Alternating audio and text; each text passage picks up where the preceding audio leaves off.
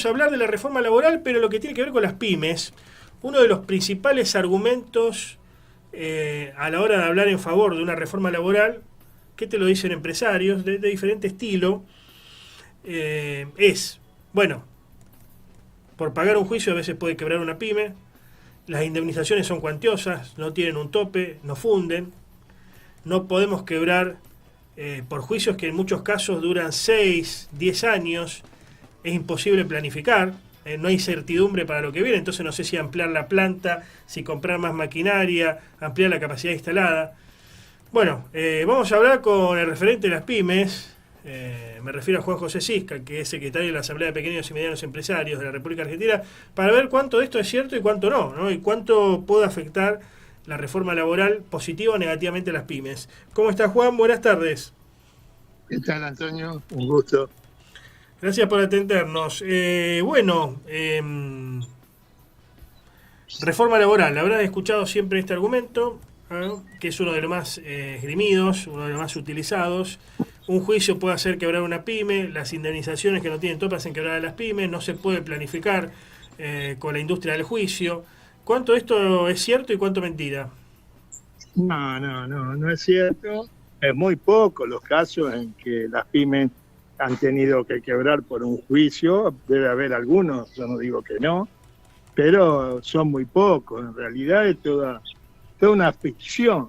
Eso es más o menos como la ficción de pagar en cuota las indemnizaciones. Si vos te acordarás, en la época, cuando más creció el empleo, que fue del 2003 al 2011, había doble indemnización. Uh-huh. Y fue cuando más creció el empleo. Uh-huh. Por lo tanto, te das cuenta que eso es toda una argumentación que esgrime el gobierno y que algunos lamentablemente le siguen la corriente, pero tiene que ver con, en definitiva, de alguna manera, seguir en el rumbo que este modelo económico tiene, que es de favorecer a las grandes empresas, digamos, ¿no? Uh-huh. Entonces, se menciona a las pymes como es otra estafa como la cripto, como Libra, ¿no? Que se decía que era para darle crédito a las pymes. Fue una estafa fenomenal. Ahora, es verdad que muchos juicios duran una eternidad. Se pensaba que con la adhesión a la ley de aseguradora de riesgo de trabajos, del riesgo del trabajo, que Santa Fe fue una de las últimas provincias en adherir, se iba a solucionar, pero muchos empresarios chicos, digo, no grandes, te dicen, sigue todo igual, los juicios son 6 a 10 años para adelante, es imposible planificar, es imposible... No se puede.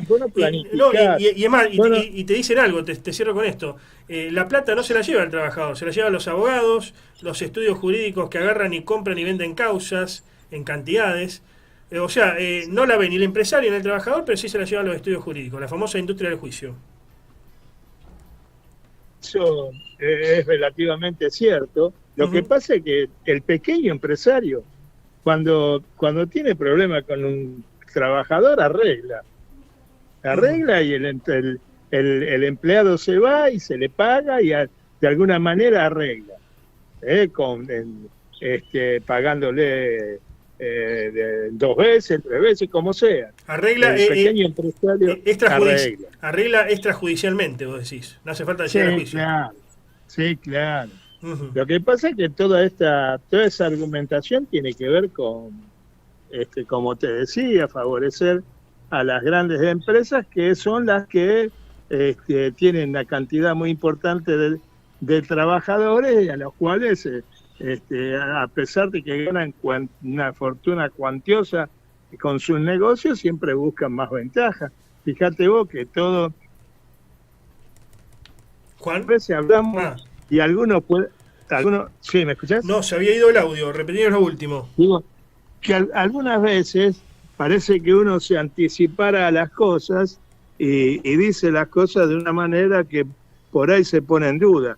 Pero, por ejemplo, toda la medida que está tomando este gobierno apunta a que las grandes empresas que están en el tema de la extractividad, digamos, ¿no? las tierras raras, el litio, bueno, la energía, la financiarización también,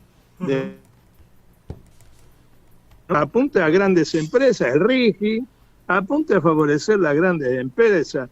Claro. En ningún momento el gobierno piensa ni en el trabajo nacional, ni en el mercado interno, ni en los trabajadores, sino, por ejemplo, no abrirían la economía como la abrieron, por ejemplo, o no destruirían el poder adquisitivo de los salarios y las jubilaciones como lo están haciendo, que ahora, de eso vive las pymes. Ahora, ¿cómo se puede hacer para blanquear al trabajador pero que le salga menos a la patronal, digamos principalmente las pymes, sin quitar derechos, pero sin tampoco que se desfinancie el Estado? ¿Cómo se puede hacer para que haya más blanqueo? Porque, a ver, si el trabajador está negro, creo que es perjudicial también para el empresario, porque el trabajador, no todos, pero algún trabajador malintencionado puede decir que trabajó 2 años, puede decir, no, ya hace 5 años que trabajo. Mira, ningún empresario quisiera tener el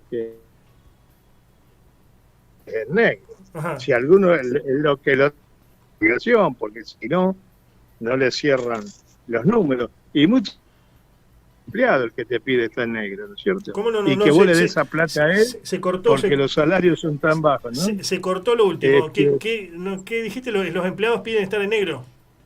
Y algunos empleados piden trabajar en negro porque no les alcanza la plata y que la plata de pensar en la jubilación se la den en las manos a ellos.